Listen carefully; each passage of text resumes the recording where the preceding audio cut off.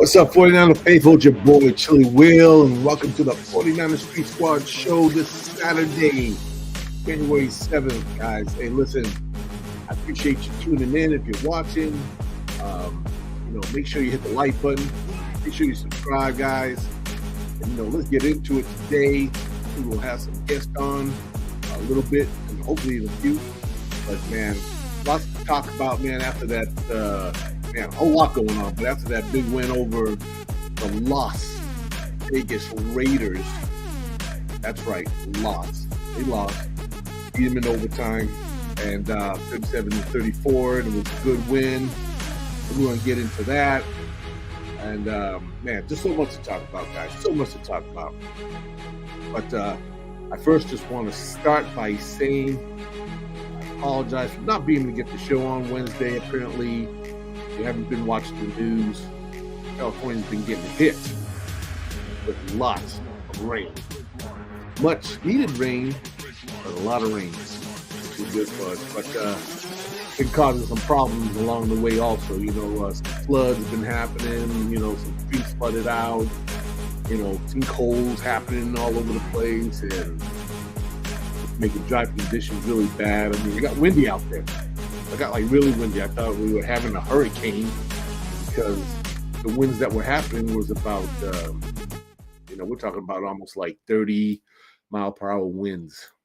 That's how bad it was getting out here for us. So therefore, because of the wind and so forth, it was knocking out the power in the studio here. So power went off about 3 or 4 times that day.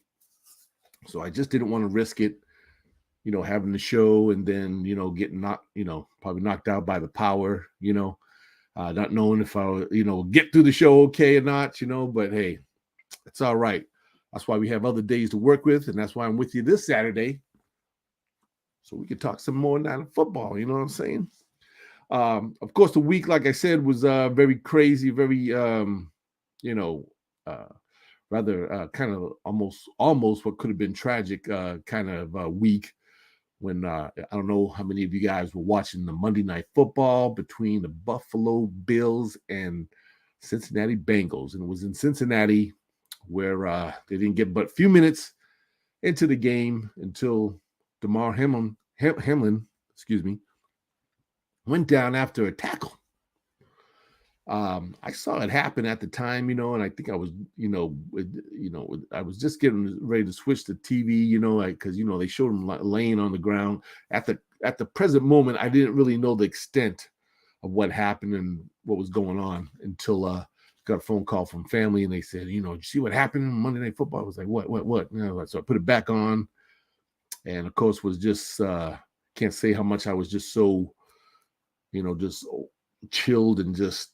Oh man, it was just so sad to see what happened to this guy out there. And it's just such a man, I don't even know the words. Just a freak moment in sports to see a player go down like that in the game. So it looked like when I of course saw the replays of it, he made the tackle on one of the running backs for Cincinnati and tackled the guy, looked like he jumped up, like no big thing, but he was standing there a little woozy, and then he fell back down. So they had to administer CPR on him right away, and thank God for the good medics that were there, were able to resuscitate him. When when CPR is involved with any player on the field, that's enough to just take your spirit away. You know what I mean? Because you hate to see that. You hate to see any player get. I mean, we see players get injured. We've seen broken feet. Legs. Crazy stuff. But we know the player, at least he's still responding. He's still acknowledging you, and he's things are looking okay. I mean, for the most part, he's still alive. But in this situation, to see Damar laying on the ground like that and not responding, and then CPR, I mean, it was just like I said, just sent chills to me. You hate to just see that, and they're just really crazy. Before I go any further, though, I got my boy, Donna Jonathan, is checking in, so let me bring him on in. And Jonathan, what's going on, brother? Can you hear me okay? I can hear you. I can hear you. Can you hear me? Yeah, things are looking good for a change, Good deal. Good unlike deal. last time. I know that was a rough one. We figured it out. We figured it out. Yep. Yep. But I was just talking to the listeners, man. I'm just talking a little bit about the whole Monday night football situation. Scary When stuff. we had to, see DeMar go down like that, and just how scary and chilling that was to see. But of course, the great news is that he did get taken to the hospital right away. They were able to get his heartbeat going after the little bit of CPR that they had to perform, and he was at least in the hospital, had to get a breathing tube in him and everything. But the blessings and wonderful thing about it is the fact that he I think about 2 days later he was able to come out of it, and Yeah. you know respond back, and that was just great news because like I was just telling everybody, man, it makes you think how much you appreciate these players in the sport that they play, because anything crazy can go down. We've seen crazy, you know what I'm saying? We've seen some crazy stuff, but to see what we saw on Monday night, that was like beyond crazy. That was just really chilling, and I know you, as being a coach, and you coach your sons in football and stuff, and I'm sure you probably had your fair share of seeing some crazy things yourself, and Right. you always worry about these kids and these young men out here playing this game. And I just want to ask you, like, what was your, I'm making emotional just talking about it, but I wanted to ask you, what was your, did you see that on Monday night, that game? Were you watching when that? Yeah. Yeah. I was watching. That is some scary stuff to see because it is a violent sport. And everybody knows that, and the coaches. I mean, excuse me, the coaches and players know that. But something like that's a little different, right? Injuries to the body, bones, wrists, things like that. Those happen. They're still unfortunate to see, but something like that kind of um, really makes everybody take a step back and remember these are human beings, these are people that play the game. This is their job, and they're part of a fraternity of men in the NFL, and so that's what all the support came in to support each other, right? Because they all are sharing that same dream together. So to see that happen, I'm pretty sure that I know, it was a big deal to everybody. But yeah, that's scary stuff to see, to see him get up and then see his body kind of collapse and fall back down. um, that's a little different than the type of injuries you usually see. So that's some scary stuff, to see. And you try not to think about it too much, with the kids, that bumps and bruises happen and things like that, and there's chances of injury every time you step on the field. But things like that, almost, you try not to, I don't know. Think about that stuff like that too much, but we always have to be ready. And on the youth football side of it, there's safety measures that are in place at every game, that we're supposed to handle. And I was talking with someone last night about it, like, they didn't know how to handle the game right off the bat. Do we cancel it? Do Yeah. we postpone it? Do we go to the locker room in it? Because it's not something that they deal with all the time, right? So it's Mhm. not something like, hey, when this happened last time, we did this. So I Yeah. thought the NFL and everybody handled it, correctly. The coaches, a big shout out to the two coaches that got together and did the human thing, right, instead of the coaches thing. The standings and things like that will come into place. They're still trying to figure that out, but what's the best situation for the team and the individual, the player tomorrow, on the ground. So scary stuff. That's a different thing to watch, and that's been the focus all week on sports media. But scary stuff. Yeah. Yeah. Like I was saying, the good news is that, DeMar, was able to come through this, and it seemed like with each passing day, Right. the situation got better. And they said, the first thing this man, when he woke up, he was like, the first question was, who won the game? His competitor. And they all said, you You did. won. You You won. won. You won this. Yeah, you won your Yeah. life, man. You know what I'm saying? Yeah. So that's what was just awesome, and it's just Yeah. crazy. Yeah, how competitive a man. You're gonna come out of a situation like that, and the first thing off Yeah. your head is, you won the Yeah. game. Well, Yeah. that's a good sign that all his mental, mind is right and everything, and seem to be okay. Yeah. And like I said, responding news is that he's been doing better each day. I think he even Hmm. had like a surprise like Zoom meeting or something from the hospital to his teammates. So I'm sure Right. that would be a joy to see, and that had to be really exciting. So Yeah. again, though, our prayers with our guy, Absolutely. Yeah. and let's hope he continues to continue to get better. And you know, be able to bounce back. And, we just want to see this man healthy, for his family, his loved ones and Right. stuff and everything. Oh, my man just jumped on. My boy, 90 Antonio, just jumped in the house. Let's bring him on in. What's Yo, going on, my brother? what's going on, fam? What's How going you on? doing? Yo, what's happening? Oh man, yeah, we were just kind of talking a little bit about the whole Monday Night Football and what happened with Damar Hamlin and stuff, and Yeah, we're man. just glad Jeez. that he bounced back, came out of his situation, and seems to have all his mechanics there, and he's Yeah, talking, thank God. and he's back, and I just said, I was just saying how it just set the tone for just such a bad kind of crazy week, you know what I mean, and then we were hit with the out here in California. Getting Yeah, hit with the storms, my power went off about 3 or 4 times. That's why I had to cancel the show because I'm going. yeah. I ain't trusting that. I'll probably get halfway into the show. It's gonna, probably go out on We me or something. So we got hit with the Southwest cancellations too, man. I was a part of that, and oh just yeah, getting to Vegas was wild. So I ended up staying back Saturday, and I had mm-hmm. my I reached out to my good friend Big Body Cisco to MC the invasion for me with JMO. And then I pulled up Sunday morning, team no sleep from the wifey's birthday, straight to Vegas, straight Oh, to yeah, S happy Bar, birthday. straight to the game. I mean, dude, I was Right. on fumes. Right. I bet, man. I saw all the footage out there, and I'm glad you made it out there because having firsthand experience at the game and stuff, I wanted to ask you, as we watched our boys play and take on the Raiders, what we thought probably would have been a more conventional win went right down to overtime, and we had to kick a winning field goal to win. While Twice. yeah, Twice. twice exactly. I was just going to say if Gold didn't miss it the first time, Right, it would have been game over, but right. had to go in overtime, and so.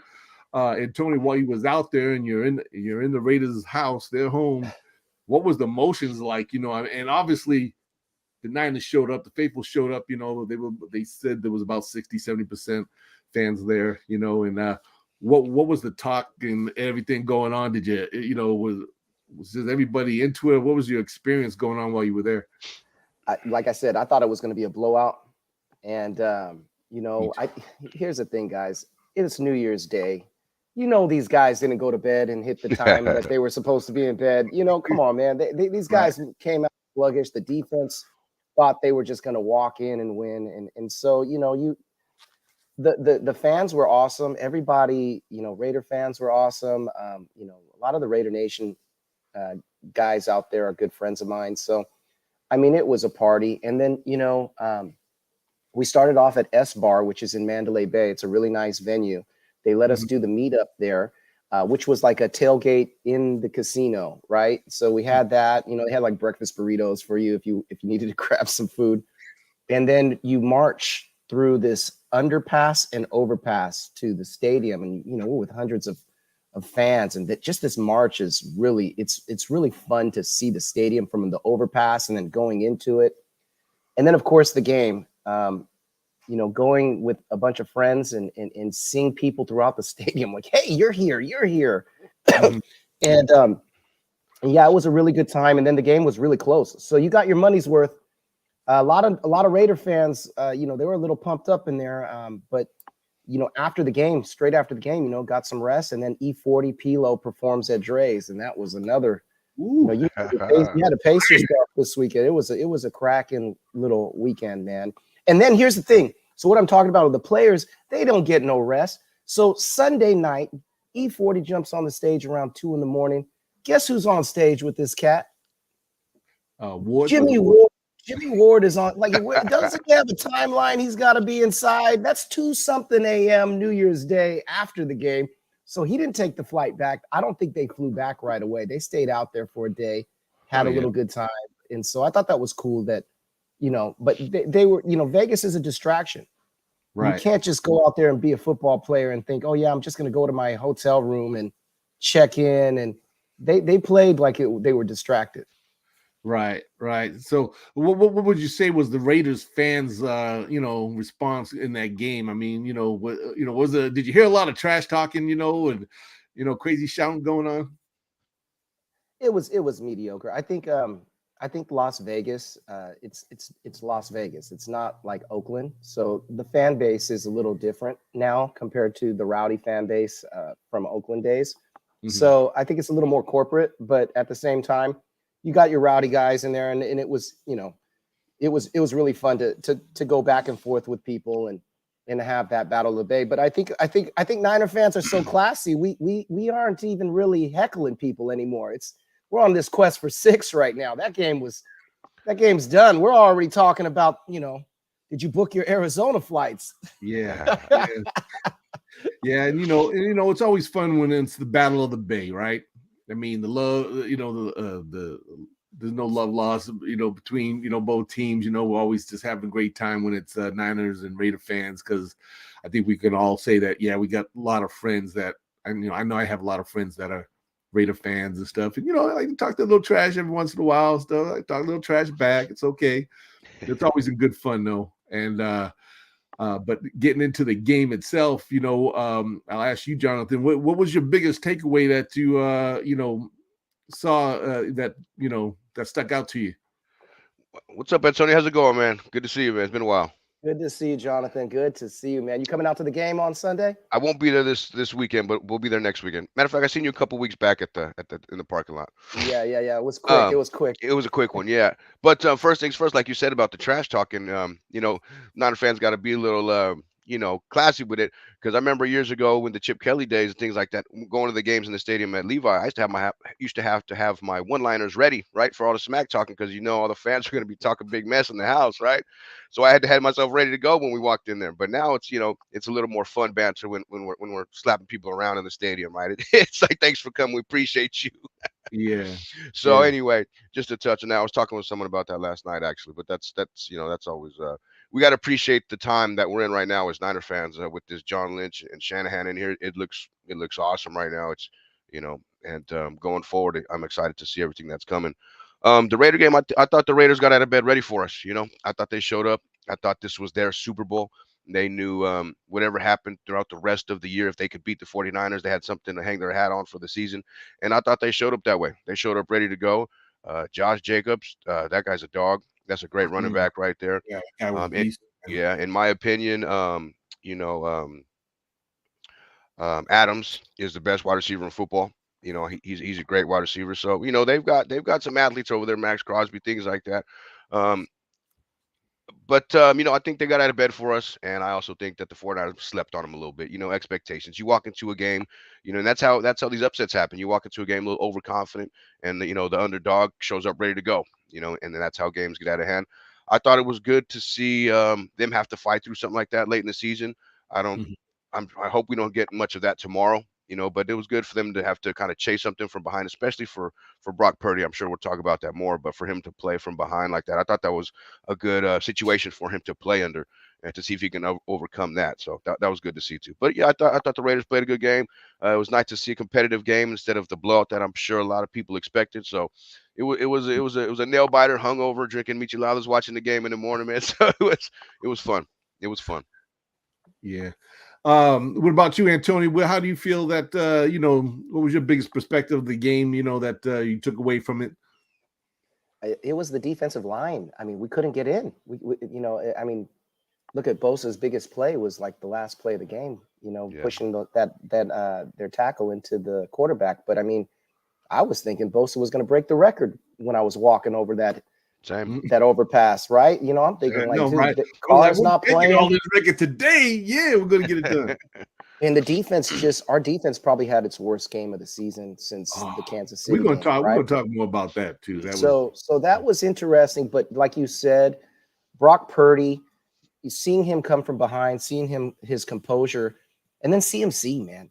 Wow, what an amazing pickup. I mean, I put that guy on the bench this weekend, and let's just make sure he's healthy for the playoffs, because that's our Super Bowl ticket right there. He has to be healthy, and the team has to be healthy, and I think that and here's the bigger thing, guys. While we're watching this game, Minnesota loses, so we're the second seed now. And now we're in this situation where if Philly loses on Sunday at the same time we're playing Arizona, we got a bye week.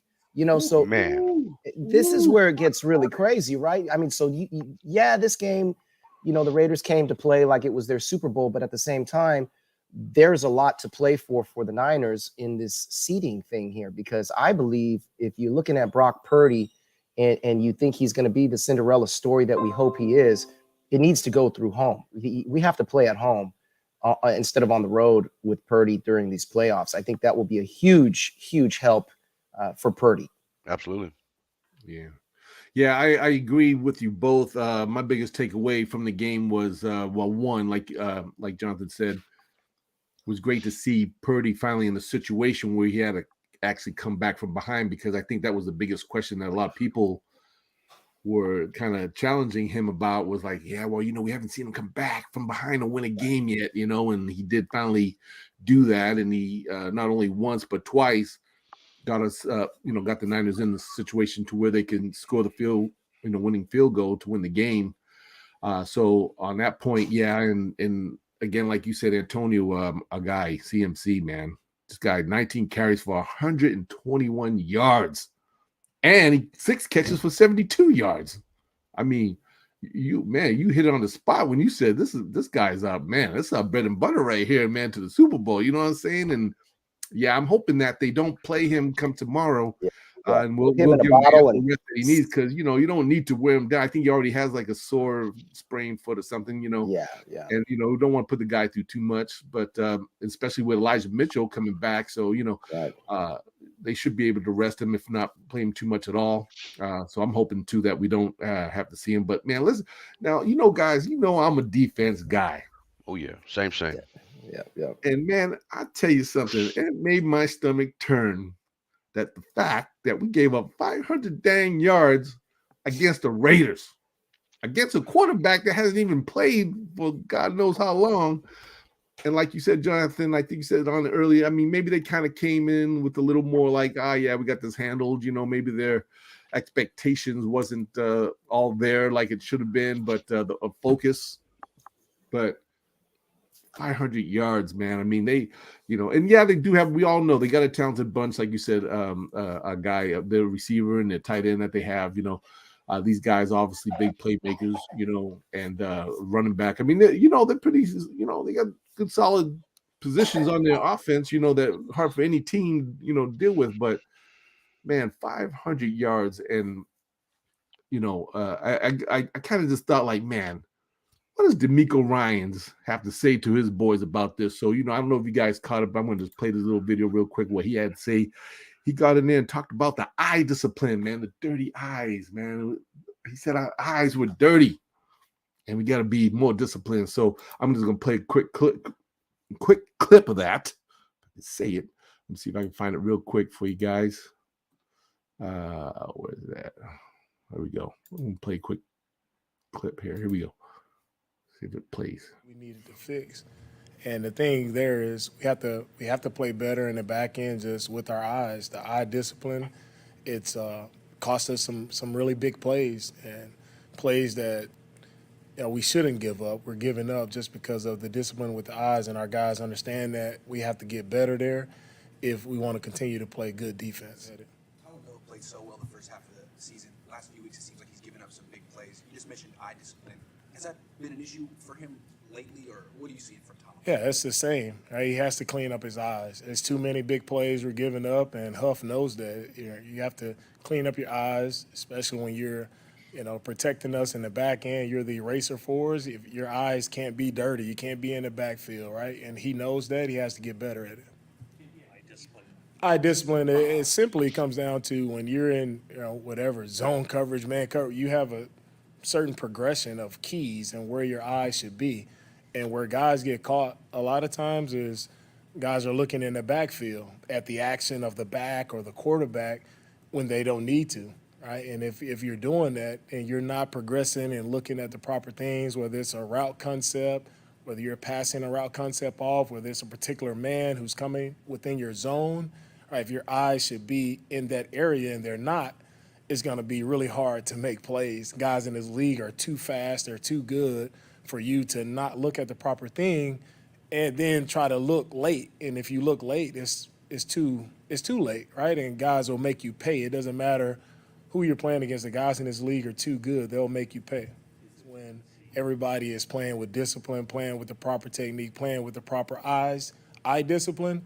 If everybody is doing that, there's enough plays for everybody to go around. So when guys do get antsy and they try to do too much, they try to play hero ball, you try to make plays that you're not supposed to make, that's when you get gutted as a defense. So defensive football, if you want to be sound, you want to play great defense, right, you have to be disciplined at all three levels. So there you go, man. Send me that clip, Chili Will. That is fire right there. Isn't that fire, brother? D'Amico, That is fire right there. He said our boys had dirty eyes, and we need to play with some discipline, man. And he's telling the truth. And I'm just so glad that just as much as I was disturbed by that, after the game and seeing up all the points we gave up, I was like, man, defense secondary, that had to be like the most solid. That was worse than the Kansas City game. You know what I'm saying? Well, here's the thing, guys. They don't have no film on this new quarterback, right? He was looking off. And when you say the eyes, Huff is jumping the gun. He's thinking run, and it's a fake. And now he's not in position to where he needs to be, and it's going over the top, right? So he has to play fundamental football in the zone or whatever the case, even though the ball might be going to the other side of the field, because a lot of it is testing. These guys are looking at they got a guy up in the booth seeing people making those mistakes.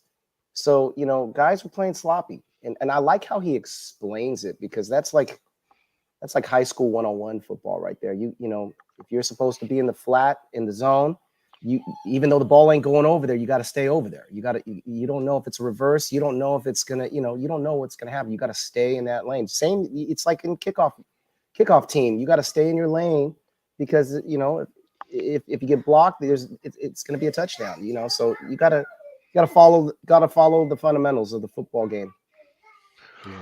Yeah. Yep. Everyone what about D'Amico Ryan's preview there. Yeah, well, first off, what he's saying is right. Responsibilities, right? Everybody has a responsibility, their area, their keys that they're supposed to look at.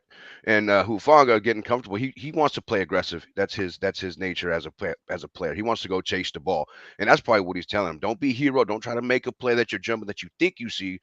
Trust your keys on what you're actually looking at. You know what I mean? Play your spot, play your position. Your keys. But the whole time I'm watching that, the only thing I could think to myself watching that whole thing, listening to him go through it all, is, man, can we please keep that guy in the building? Can we please keep that guy in the building? I know it's a long shot. I know he's gonna get, he's probably gonna get a job, but man, that guy's such a good coach. And look what he's done in a year, and he speaks sharp, he speaks clear. And I'm pretty sure he has a great relationship with his players. He looks like a player's coach.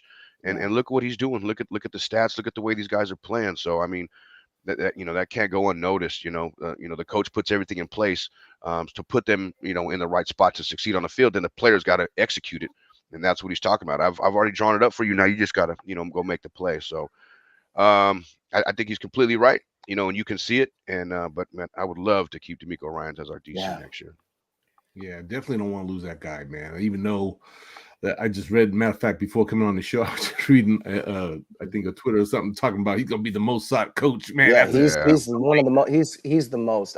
But here's the thing, man. There's a lot of teams that look after defensive head coaches.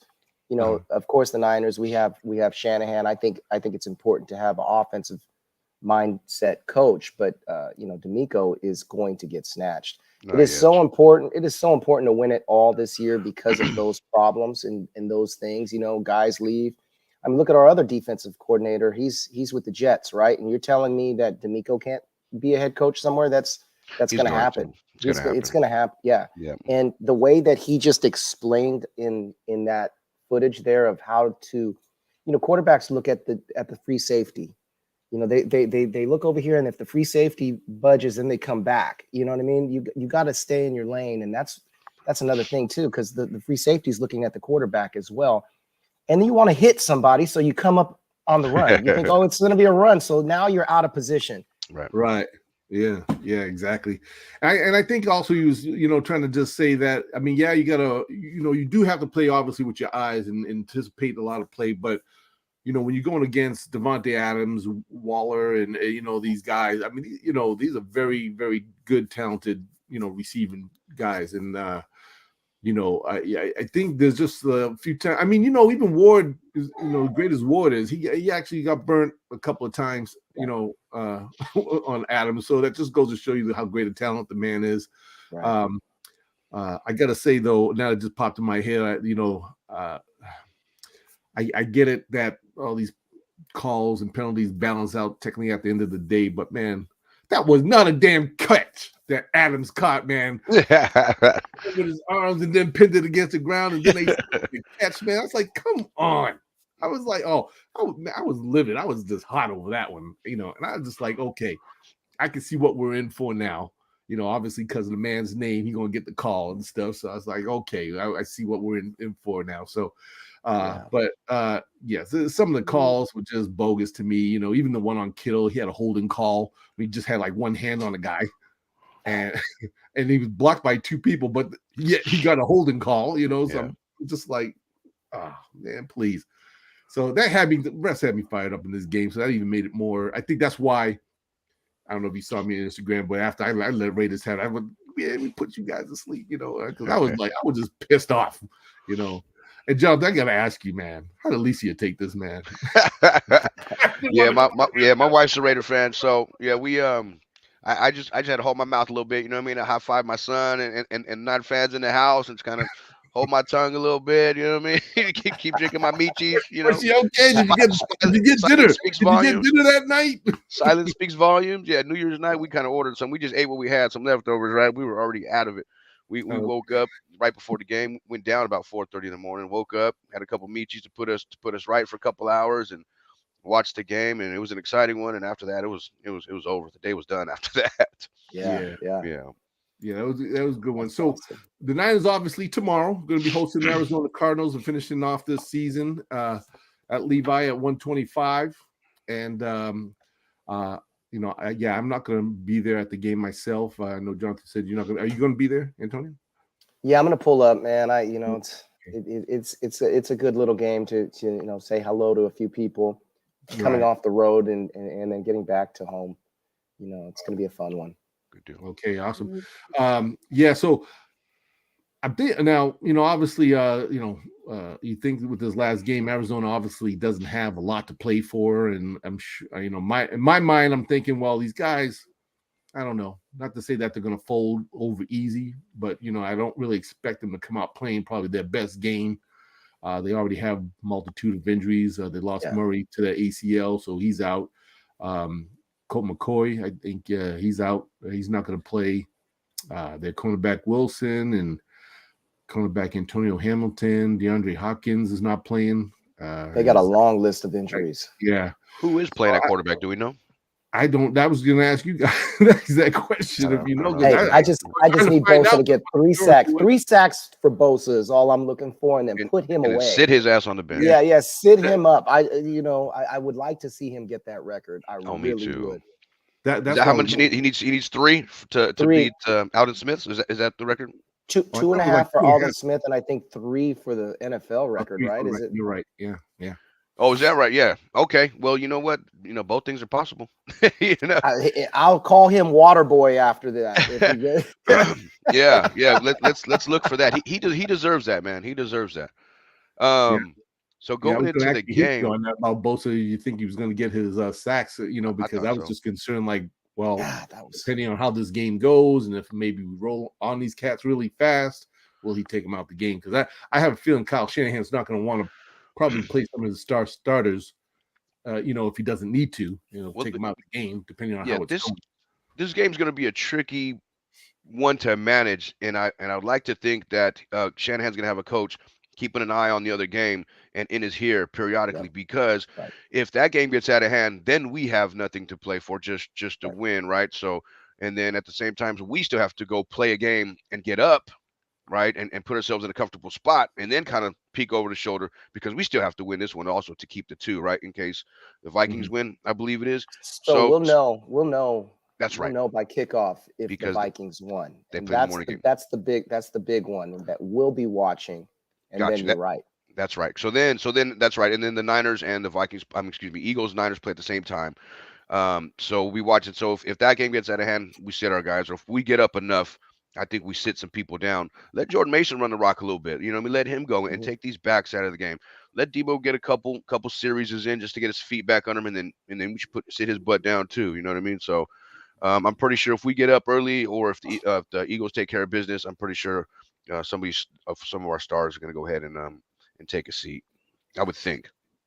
Yeah, you would think with Mitchell coming back, like you said, Mason, you would probably like to see them both get most of the handles on the ball, come tomorrow instead of playing CMC because, you want to save him, man. You know, he can't, we got to save our boy because he's just, my man's just doing it, man. He's doing it big, man. What a great pickup, man. I mean, I can't talk enough about it, but, it's so great to have this guy part of our offense because he's definitely took it to like from here to like, which is really good. So, so I'm thinking that, let me see. Ayuk is like 40 yards away from 1,000. I think it is something like that. Let's get that. Yeah. Oh yeah, you're right. Yeah, that's another. Ayuk. That'll be his first 1,000-yard. His first 1,000-yard game. So yeah, that's another thing to look out for and see how that's going to turn out. He's balling this year. David Blow is going to be the quarterback. David Blow. I don't know how you can say that. David Blow. I think we have to run the ball. Let's keep this clock running and let the defense the defense has to redeem themselves. I think they need to have some good momentum going into the playoffs. And I think that this is the game that they do that with. And, and then just control the game. And then hopefully by fourth quarter, we're having micheladas and celebrating a little early. Right? Oh, damn. You bring some enchiladas to the game? Oh. Yeah, I might have to go and get me one up there, man. Yeah. I need one right now. Sure, you got that right. Yeah. There's a lot riding on this game. 49 enchiladas, guys. Greenlaw, be there. Yeah. Hey, now we're talking, man. Hey, it's noon. I'm ready to go. You guys should just come out to the tailgate at least, man. Just that come might be on, a good man. idea too. I know. Yeah. I know. It's gonna be should be hopefully a good fun game. And like I said, we got to secure that number 2 seed. We definitely don't want to lose it. And would be great to at the end of the day say we took care of the NFC West with 6 wins. And beat everybody twice. So that would be good to add to the record. But so far we're looking at at least we keep that second seed. We got 2 games at home in the playoff willingly, and like you said, we got to keep an eye on Philadelphia because there's a lot going on over there with Jalen Hurts out the game, and he has that bad sprained shoulder, and I've been hearing a lot of talk about it. I've been hearing it might play maybe, and then I'm hearing they still might just keep him out because they think his shoulder might be still a little banged up. So I'm hoping he stays out.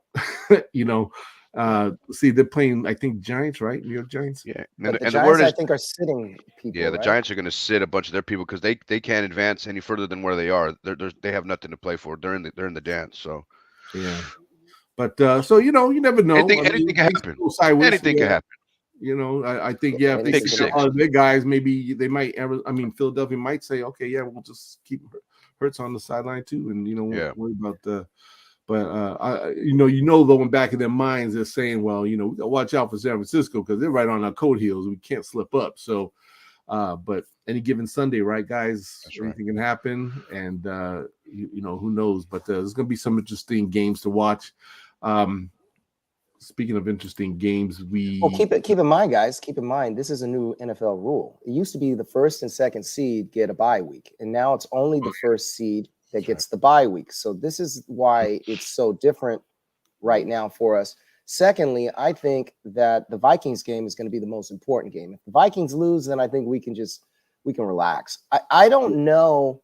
I would like a bye week, but I don't, sometimes that bye week slows down momentum for a team. Sometimes a team, loses momentum, and you see those upsets because they, a great team has a bye week and they come in sluggish.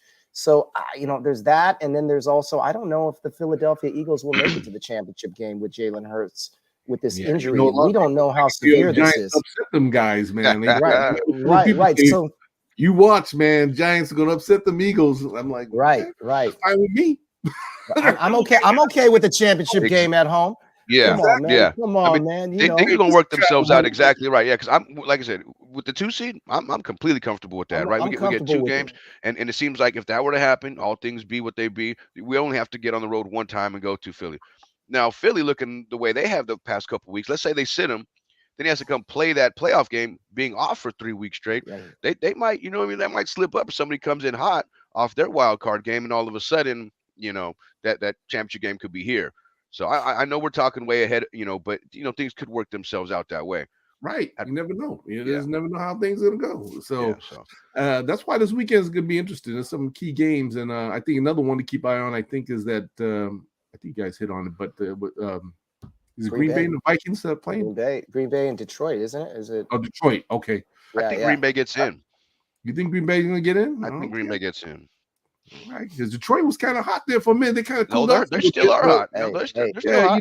But they know what's it's just crazy. This time of year and some of the craziest things just happen. Right.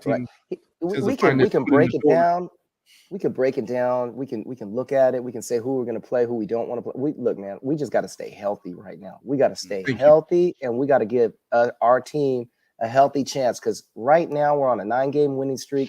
We got the hottest momentum going into the playoffs. We got this guy named Brock Purdy who's going to have a movie after this, better than the Kurt Warner movie, because his story is wild, right? Like this is Cinderella, Disney. Where do I go and watch that at? I want to hear this. I can't wait for the movie. We're watching it unfold right in front of us. We're watching the whole story being told right in front of us. It's one of the most craziest things ever. And then they call him BCB. I can't even say the word like Big Cool Brock. Be cool, Brock. This is so crazy that even the announcers know what they call him, and it's just crazy. I think it's super dope. Shanahan Coach of the Year, Lynch GM of the Year, making that trade to get CMC. I mean, dude. This is wild. Yeah. I was waiting till we got to this topic because I knew we would get here, but I would let the the show take its course. But it's unreal what we're watching. It's unreal. This cannot be happening, and that's why after every game I'm like, there's no way. There is no way this kid is playing like this. Last pick in the draft, 7th round. The quarterback controversy. Jimmy and Trey Lance in the beginning of the season. Who would have thought that we would be in this spot that we're in right now? And this kid is playing lights out. I mean, he's the ball is going where it's supposed to go, checking down when it needs to. He can use his legs not to run, but to keep the play alive. The play he made against the Raiders, to throw to the back of the end zone against Kittle, to turn your back to the defense and roll left and hit him in the corner. Let me ask you a question real quick. Man, did you think he was throwing that ball away when he threw it to Kittle? I thought he was throwing it to Kittle. I might have seen it differently. I thought he was spot on. I got that play on video. Did you? Yeah, he was. But I mean, when I saw him actually throwing the ball, because I didn't, I couldn't see Kittle as far as watching on TV, so I didn't know who was back there he was throwing to. But the way he threw it, and it looked so high, almost like the Dwight Clark catch, it was like high up in the air. I kind of thought like, oh, he's throwing this thing away. But then to see George Kittle all of a sudden come from back and leaped up and grabbed it, I was like, whoa. Man, whoa. This is I thought that thing was going out. Yeah. I mean, this is not supposed to happen, and that's why I'm still so, you know what I mean? Damn. Your green screen's blocking my green screen's blocking it. Yeah. Oh well. I'll send it over to you. But he threw it to Kittle. Yeah. That was a nice. It was a really nice play, because I was in the back corner of the end zone and I got that on film, and you could see the route. There was a little mix-up of people just, running into each other, and Kittle comes from the backside, and you just see the confidence. And I think when you have the hot hand, and when you have that confidence, and you can't measure heart, man, the kid has heart right now, man, and the team is loving him. Like the team is gelling with him, and that's as a leader, as a young leader, I look at that stuff. Like, do these guys think that he can do it? They're like, look, man, if everybody does their job, this kid is going to do his. And that's how the team has to look. Everybody has to do their part. Yeah.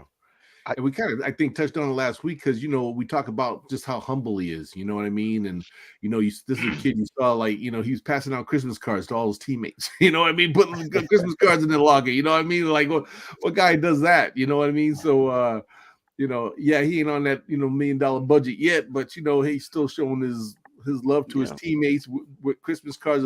Just the thought that counts. And even his post game, interviews, he just sounds poised, right? He knows. You get the sense that any other person in this situation would be cloud nine. I'm over the top. I'm the next superstar. He just sounds like he knows the situation that he's in. Like, I'm playing great. Right. I'm in a great situation. I'm not going to get too high, too low. I know I'm playing within the system. I'm playing it how Kyle draws it up. I'm just a piece of the puzzle, and Right. he just speaks calm and sure and poise and he just I feel confident in him going forward. I really do. Like, I really do. I'm not nervous, watching him. I want to watch him play. Of all the superstars we have on the team, I want to watch Brock Purdy play. And Right. he's just making the right throws. He just, I don't know. I can't really explain it because this stuff's not supposed to happen. The stats tell you, right? The 7th round pick has never thrown a touchdown pass. One, no rookie quarterback has ever, any quarterback has had the first start and beat, Tom Brady. Done. No quarterback has ever won the Super Bowl. We'll see. You know what I mean? So it's not supposed to happen this way. And so that's why it's so crazy to watch. And it's on our team. And with this defense, I mean, it's just a beautiful thing to see. Speaking on that too, Jonathan, is look at Shanahan's play calling with him. These quick slants that he's drawing up. I mean, Purdy is hitting the quick slants like the way we were doing them in the 90s and 80s. I mean, quick slants was part of the offense for Steve Young and, of course, Montana. But, I mean, he's hitting quick slants. And look at Ayuk just blowing up with Purdy at quarterback. And, I can't even complain. And then you see the dump offs, the checkdowns to Christian McCaffrey. And just his ability as a running back to catch the ball reminds me of the Roger Craig, Yes. Ricky Waters times, right? That's You right. have this double threat. And then he showed, when he gets in the open space, man, he turns it up another gear. So you got these guys, and then you see Kittle blowing up right now. He's getting hot right now, right at the right time, because he was a little, he had to have him back blocking more than, when Jimmy G's in there. And then, Brock Purdy is able to maneuver in the pocket a little bit more athletically than I believe Jimmy G was. He gets out of there, throws it away. He has a quick. He does some good things. But where I'm going with this is Jimmy G is available, they said, for the championship game. What do you guys think about that? Like, he might be ready. You know what I mean?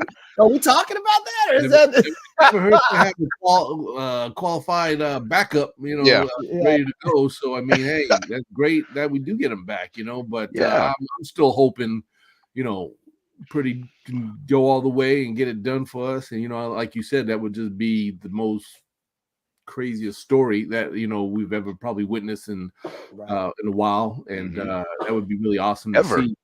Yeah. Ever. Well, Purdy played his entire college career.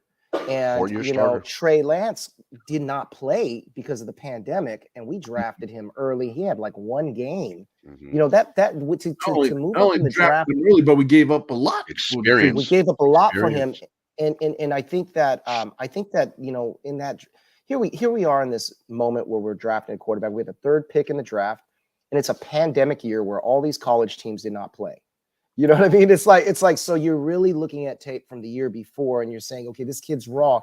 And I think when you look at the Trey Lance situation, I mean, if Purdy wins the Super Bowl, I don't know what call is made next year, because I just, those are things that I think about. Like, you got this money on Trey Lance, and I don't know if Shanahan was comfortable with with the play calling, having him in there, running them up the middle and doing so. We're back to fundamental football with Purdy and at quarterback. Mm-hmm. Yeah, just like, I don't know who had said it on the show, but maybe one of my friends, but someone was calling him the little Montana. And it's funny, recent that Raider game, there was a distant shot of Purdy that they showed on there, and when you looked at him from a distance, you could see his face in it. He kind of resembles Montana a little bit. Look at him. I was kind of tripping on that. Yeah. Like, hey, he just kind of look like Montana, But but like you said, he's just got the resilience to come into a game. I mean, like you said, what rookie quarterback, last pick of the draft, going to come in, play this kind of football, looking like he's been here already for like a few years. He looks super comfortable out there when he's doing his interviews. He looks comfortable, real cool, calm, collective. Not stressing. It don't look like he's stressed or worrying about anything. And I've been paying attention to like a lot of those little details, just to see like, how's he handling this now that he made it, this game. Oh, he's going to Seattle now. How's he going to handle that big crowd pressure up there? Is he going to flinch? You kind of look for that little body language or something that's going to give it away, but right, man, he's been handling it like a champ. Like you said, he's just been awesome, Yeah. So I'll go back on to touch on what Antonio, you just said, that if he wins a Super Bowl, right? I think if he wins a Super Bowl, he's quarterback one. He's right. He going into next season, he's got to be right. And what has Trey Lance done so far to say that I'm him, except for what we had to give up for him? So that's business, that's money, that's draft picks. But play on the field, right? Who gives you the best chance to win? If he wins the thing, I think personally that he should be quarterback one, and then Trey Lance has to beat him out. Now, if that can happen, sure, it could happen. But that's what I think. I think even getting to the Super Bowl would justify enough to have him be quarterback one into next year. The tough part with Purdy, I was talking with some buddy of mine last night about, is Purdy. We're still kind of guessing our eyes, right?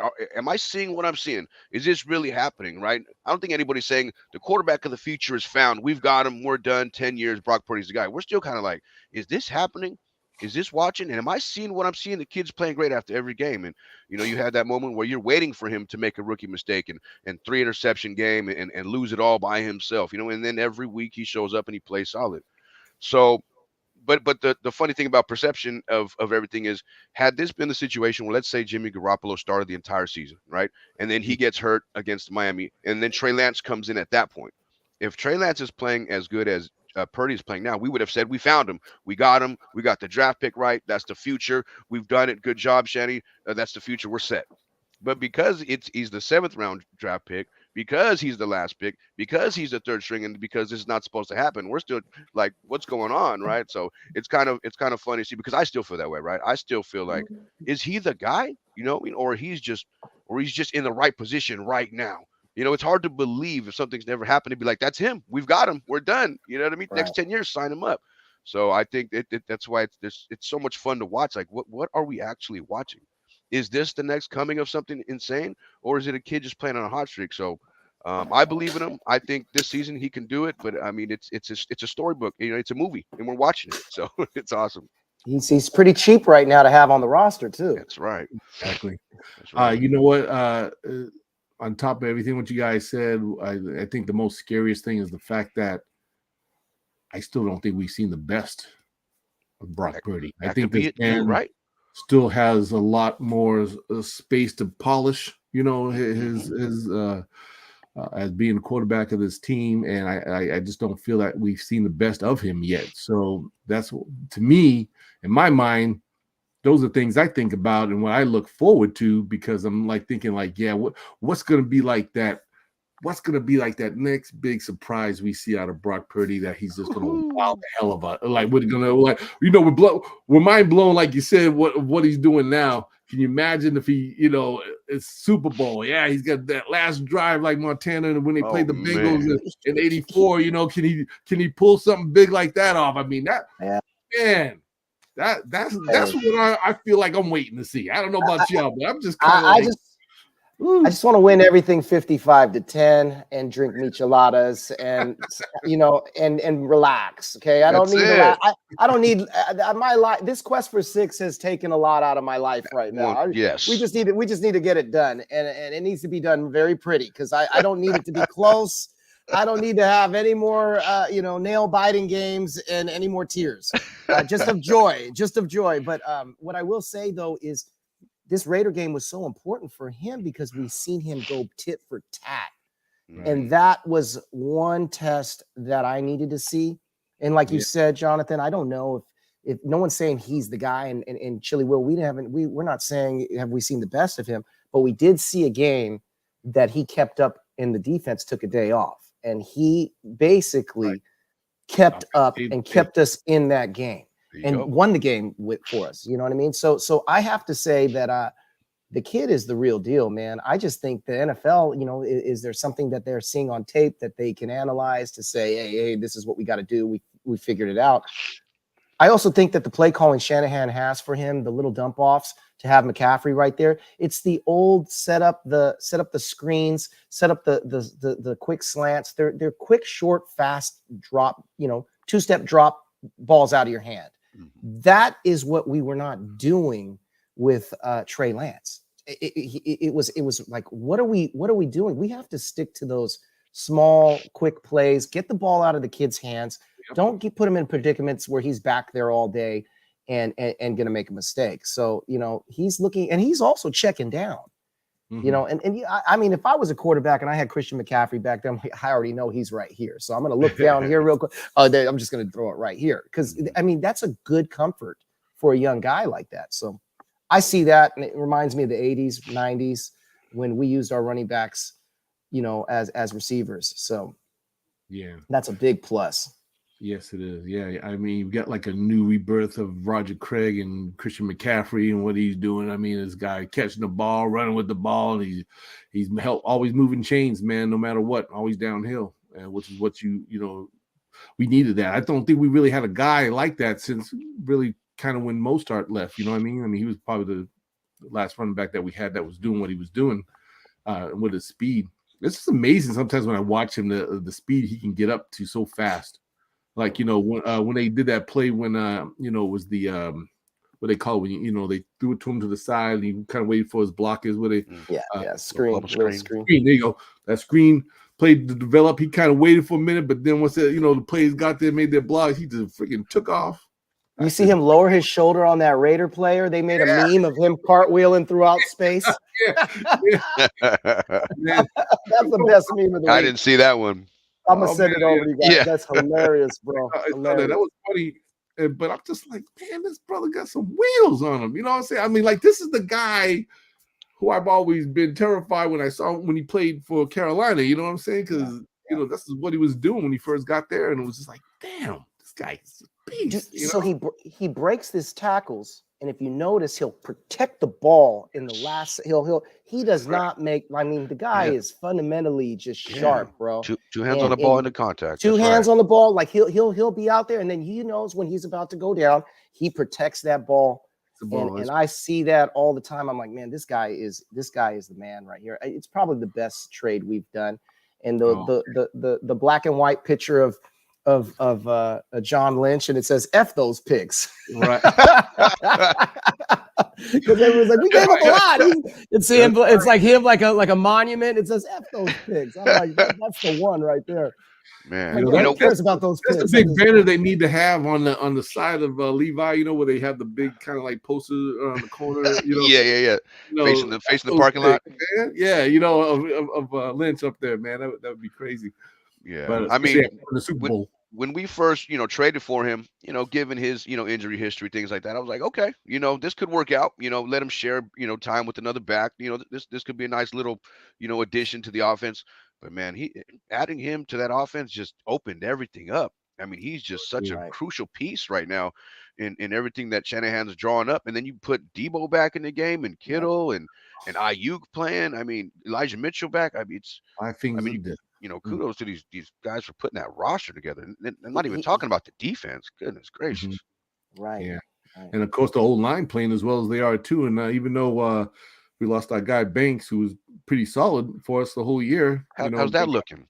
Thank God we still have Brunskill to step in, as backup, and it seems like they haven't missed a beat, So that's good too. That the offense that came together when they did, and you still got rookies, Buford out there. He's had his moments, but for the most part, he's been pretty solid. So you can't ask any more because how hard it is to find great offensive linemen to come in, and be good blockers and pass, protectors for you. It's really tough for any team. Look for a group of guys like that. I think we got to keep an eye on that Minnesota game early morning tomorrow, because personally, I think if Minnesota loses, we're sitting, guys. I just don't see us, I don't see us taking chances. So they do play in the morning then. Yeah. They play in the morning before the 1 o'clock game, but Philly plays the same time we do. So every 49er fan is going to be looking at that in the stadium. They'll probably have that on the TV. But I did meet Christian McCaffrey's mom and brother in the club. We were in the club last game. She came up we were sitting down eating, and she came up. She goes, "Where did you guys get that food?" No, this was in at Levi in the club the night after we were at Marriott. So we're upstairs, and she goes, "Where did you guys get that food?" I go, "Miss McCaffrey," because she was on the news. She did an interview on the news. And she cussed, and I recognized her.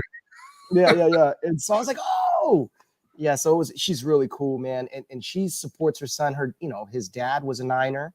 It's just the kid is to have him on the team and to see the players, go around him. And then you hear the running back coach say how he wants to be even better, like apologizing for things he could do better, in the locker room. You just That's see awesome. this team is, and then you hear our defensive coordinator telling us about our eyes and how the team, it's really good coaching and really good, leadership in that locker room right now. We're gelling. Mm-hmm. Yeah, and I think at the end of the day, it comes down to just the humbleness of these guys. No one's trying to be like, I'm the man. You know what I mean? Right. When you look at, for example, great point. If you look at Golden State Warriors, you see Steph Curry. We all know what a great player he is, knocking down shots, but yet he's cheering his guys. When he's not playing, he's always cheering his guys on. He's always excited for his players. He's not trying to ever steal the limelight for himself, and that, I think the Niners in a way took a page out of that, and all their players are kind of like, hey, we're family here. We're doing this thing together, and that's what I like about Brock Purdy. He, like you said, he doesn't even want the attention on him. It's like, he's always pointing to, oh, it's Debo, oh, it's Kittle. I mean, those are the guys. I'm just a little piece of this. He looks at himself. I'm just a little piece of that engine keeping this thing going, and he's keeping them humble like that. So that's what you gotta love about him. But well, up on our hour, actually, having such a great time. But the Niners playing tomorrow at 1:25, guys, and let's see what happens. Like you said, we'll keep an eye on a few other games, see how things turn out. Possibility, yeah, we could snatch that 1 seed, maybe not. We stay solid at number 2. We're good because things could work out for the better just as well, being in the 2nd seed, depending on what happens as the playoffs start up. So, but I was going to ask you guys, if, say, Green Bay gets into this playoff and finds their way to playing, I think we might end up playing against them. Oh, that's right. We play 7, right? If we sit at 2, we play 7, right? Yeah. So I know, obviously, when we've had Jimmy, he's 4-0 against these guys. Do you believe our boy Purdy can keep up the win streak on them if we end up playing against Green Bay Packers? Because they're kind of feeling themselves right now. I do. I think that, we already know what our defensive line does against Green Bay. It's going to be, if we end up with Green Bay, of course, you got to respect Aaron Rodgers. But our defense is, and most importantly, we're not playing in Green Bay. Jeez. Because right? That game last time was, oh my goodness, man. My goodness, man. That game right there was too much for me, and so I'm glad we're at home. Yes. That's the most important piece on that. Yeah. Mm-hmm. And I feel the same way. I'm ready to take on anybody. I really don't care who it is. Line them up. I think you're right. Everybody's been telling, you're going to play this team. Who cares? Who's ever ready to play? We just got to take care of our business, and like Antonio said earlier, as long as our players are healthy and ready to go, that's the main thing. That's the main thing. And I, as long as we're healthy enough, go out there and perform. I know our boys going to go out there and get it done. And, it's going to be all good. So, hopefully not much rain tomorrow. I was checking out the weather. It looked like it's gonna be a little overcast. It doesn't look like much rain, so that'll be good, folks heading out there. But just glad that everybody just stays safe. We're still gonna get hit with some more rain. I think next weekend, as a matter of fact, I think they're looking at we're gonna get hit hard again. Really? So, yeah. So we'll keep an eye on that. Weather changes a lot every day, so you just never know how it's gonna turn out. But Yeah, let's just enjoy tomorrow's game, see what happens, and then next week hopefully we get together. We'll talk about who we're gonna play and who to get ready for and what how's it all gonna go down. So it'll be a lot to talk about. I want to thank you, gentlemen, for being able to come on the show and talk some Niner football, man. I appreciate y'all, love y'all, and again, if you guys are watching, make sure you subscribe, hit the like button, show some love. 49 Street Squad, man. Always love coming on talking 49ers every single time, man. And like I said, I always say it's not how you start, it's how you finish. You see, our Niners are going to go for their 10th win tomorrow and get it done.